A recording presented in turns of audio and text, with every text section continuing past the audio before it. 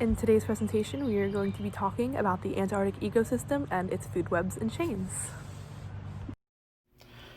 Antarctica as an ecosystem has been affecting humans for decades. We've used their animals for blubber, fur, and oil. Now we use their fish and krill for food. While we don't use the animals as much as we did, the habitat has begun to affect us a lot. With climate change, the ice caps are melting and causing flooding around the globe. The conservation of Antarctica and its animals has been going on for decades, including special permits, conservation areas, and anti-exploitation laws. Despite this, they are now being harmed by us in a different way. Their habitat is melting and causing many species to lose their land and either starve or drown because the ice has melted away. A food web is a system of interlocking food chains pertaining to the same ecosystem or environment.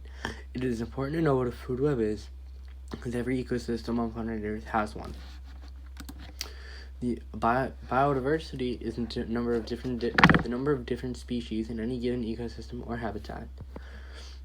It is important to have a high biodiversity in any given ecosystem, as it helps the economy of the neighboring towns, and it also makes the ecosystem a lot more stable and strong. In the Antarctic food web, it starts off with small, tiny organisms like phytoplankton, ice algae, and/or bacteria. It goes on to zooplankton, krill, and it basically goes up all the way to the biggest, a blue whale and leopard seal. There's penguins and macroalgae and carnivores and scavengers and filter feeders all involved in there, but I find it really interesting, so yeah. Humans are dominant consumers. They affect food webs through energy production, agriculture, pollution, habitat destruction, overfishing, and hunting. Though you may be thinking, oh, I can just do the obvious, which is recycling.